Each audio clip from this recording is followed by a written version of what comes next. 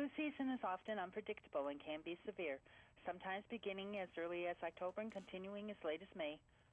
The CDC estimates that each year, on average, 5 to 20% of the population gets the flu, and more than 200,000 people are hospitalized from seasonal flu-related complications. The CDC recommends that everyone 6 months of age and older should get vaccinated every flu season. Yet many people still question why they need the flu vaccine year after year. Joining us now is Dr. Kim Tran, pharmacist and researcher, to discuss how to prepare yourself and your family for the flu season. Doctor, what are some symptoms of the seasonal influenza?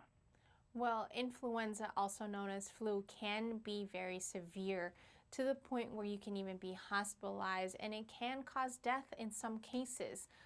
Signs and symptoms to watch out for would be fever, cough, runny nose, stuffy nose, and just overall general weakness that can last up to a week. Why is it important to get vaccinated for the flu each year?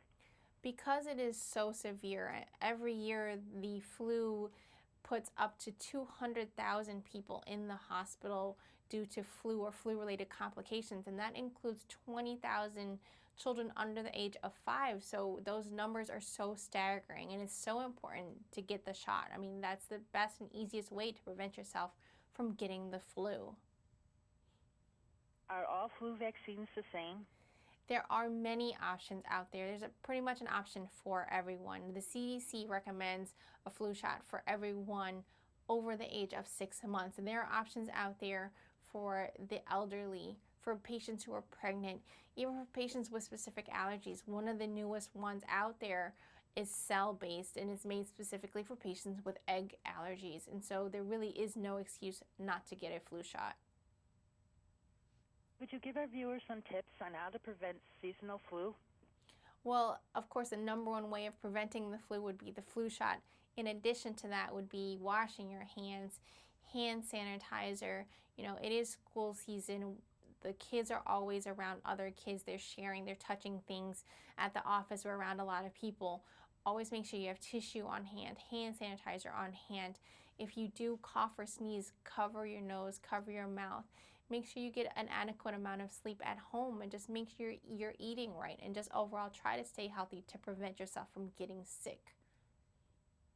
What should a parent do if they or their child gets the flu? It's always sad to see your child sick and you feel helpless. At this point, the only thing you can do is treat the symptoms. If your child has a fever, give them some fever reducer.